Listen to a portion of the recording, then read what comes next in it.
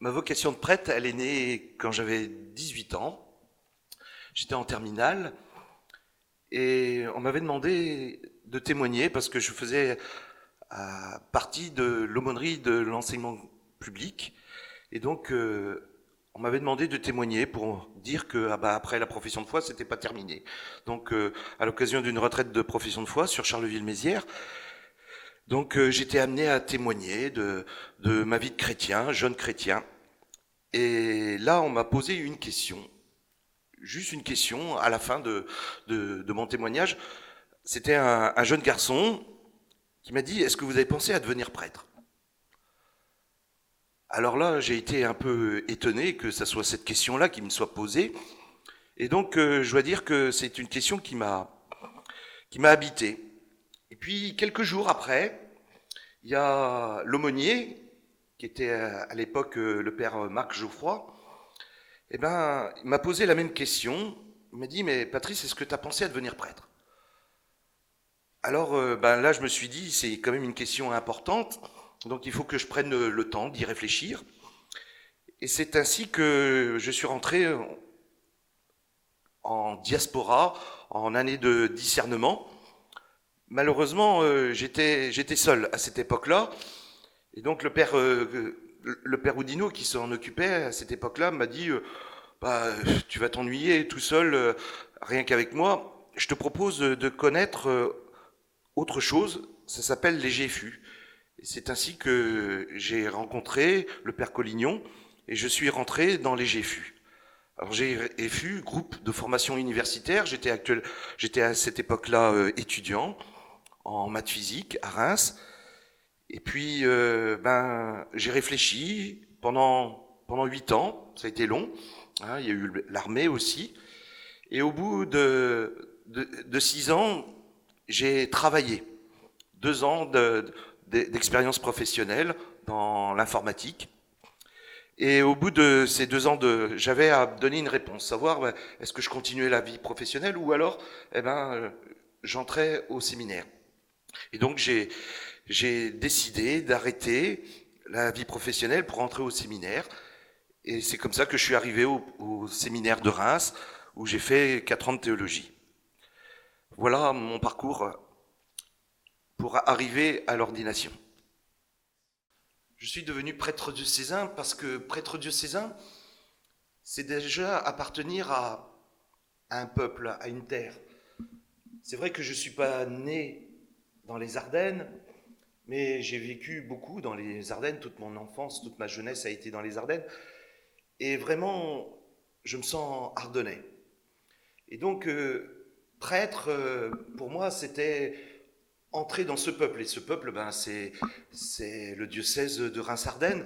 Donc, véritablement, je me sentais en adéquation avec ce peuple. Et donc, pour moi, être prêtre, c'était être avec ce peuple, vivre avec ce peuple.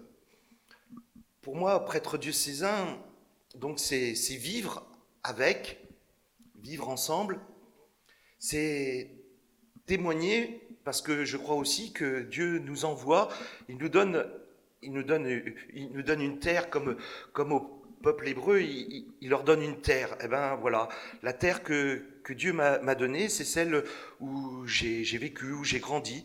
Et cette terre qui est habitée par des hommes et des femmes, eh ben voilà, c'est celle que j'ai à aimer. J'ai pas à aller en choisir d'autres, à essayer d'en espérer une autre, c'est celle qui m'est donnée. Et c'est vraiment ces gens-là, avec leur histoire, avec leur joie, avec leur peine, avec leurs espérances, leurs angoisses. Ce sont ces personnes-là vers lesquelles je me sens proche et que je pense que le Seigneur m'appelle. Donc c'est pour ça que ça a été inévitable que ça soit prêtre diocésain. J'ai jamais pensé à être prêtre religieux, par exemple.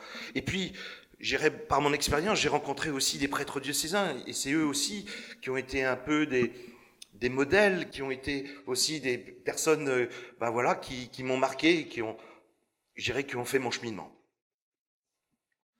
Les difficultés du ministère de prêtre diocésain, euh, la première, c'est d'abord, ben, je me souviens de mon ordination, et la question qui nous est posée, la première question, c'est acceptez-vous la charge, cette charge? Donc, qui dit charge, bah, dit poids. Et donc, c'est normal qu'il y ait des difficultés, qu'il y ait un poids, une poids de la responsabilité que de conduire, de guider, d'accompagner, de servir un peuple et une partie d'un peuple, puisque je suis curé de paroisse, donc il y a une partie d'un peuple qui m'est confiée, dont j'ai la charge. Alors c'est vrai que, ben voilà, porter, des fois c'est lourd, ça peut être lourd, mais porter aussi, c'est aussi une chance que c'est-à-dire c'est d'amener plus loin, d'avancer avec ces personnes, même si parfois le poids est difficile. Alors, je suis prêtre dans le monde rural. Une des difficultés, ben, c'est vrai que c'est l'éparpillement des communes, c'est le fait qu'il y a beaucoup de distance entre les communes, qu'on ne peut pas être à deux endroits en même temps, et c'est vrai que ça, c'est parfois, je dirais, une souffrance de ne pas être assez proche des personnes. Mais bon, voilà, heureusement, aujourd'hui, on a des voitures qui nous permettent de nous déplacer et de pouvoir aller à la rencontre des personnes. Mais c'est vrai que de vivre avec, c'est vrai que ça impose aussi de prendre du temps. Et souvent, c'est vrai que dans notre, on fait plein de choses. Une journée, c'est une multitude de rencontres. Et c'est vrai que parfois, ben, on a l'impression que ben, notre journée, elle est morcelée par plein de rencontres. Et ce qui est très important, c'est comment on va faire le lien de toutes ces rencontres. Qu'est-ce qui fait l'unité de toutes ces rencontres? Hein, il m'arrive de rencontrer une famille pour préparer des obsèques. Il m'arrive tout de suite après de rencontrer une famille pour préparer un baptême, de rencontrer un jeune couple pour des mariages. Accompagner une équipe d'ACF ou une équipe MCC, plein de choses. Et qu'est-ce qui va faire le lien et qu'est-ce qui fait l'unité aussi de mon ministère? Parce que il y a différentes façons d'accompagner. Il y a des moments où je vais être plus à l'écoute. Il y a des moments où on va me demander aussi ben, de témoigner, de parler. Il y a des moments aussi ben, très importants aussi. Laisser Dieu aussi, laisser la parole de Dieu résonner, parce que bah, cette parole de Dieu, et ça pour moi c'est vraiment la première mission du prêtre, c'est d'annoncer la bonne nouvelle. Et cette bonne nouvelle, ben, il faut la laisser résonner aussi dans la vie des personnes que je rencontre. Cette bonne nouvelle, elle est pour eux, elle vit déjà en eux, et comment leur dire que leur vie, elle est aussi bonne nouvelle, que le Christ est présent dans leur vie, même si parfois ils s'en rendent compte pas obligatoirement. Alors les difficultés, ben c'est vrai que notre territoire il est grand, c'est vrai qu'il y a de la fatigue, mais j'ose dire, c'est une bonne fatigue. Effectivement, le soir, je suis fatigué, mais c'est une bonne fatigue parce que j'ai pas l'impression d'avoir perdu mon temps, parce que j'ai été utile, j'ai servi, j'ai accompagné, et pour moi ça c'est le plus important. La joie de mon ministère, d'abord, je la trouve déjà dans la prière, dans la rencontre avec le Seigneur. Parce que ma plus grande joie, d'abord, ça a été de découvrir que je suis aimé de Dieu. Et donc, c'est d'abord dans la prière que ben, je découvre cet amour de Dieu. Si je veux témoigner de cet amour de Dieu, il faut d'abord que j'expérimente cet amour de Dieu. Après, je peux témoigner. Après, je peux dire aux personnes, aux gens que je rencontre, ben, Dieu vous aime. Alors pour moi, cette joie, elle est d'abord dans la prière, dans la rencontre personnelle avec le Seigneur. La deuxième joie, bien sûr, c'est dans la rencontre avec les autres, avec la rencontre de ceux que Dieu me donne de rencontrer chaque jour. Et pour moi, ça, c'est véritablement une joie, parce que la vie des personnes est extraordinaire.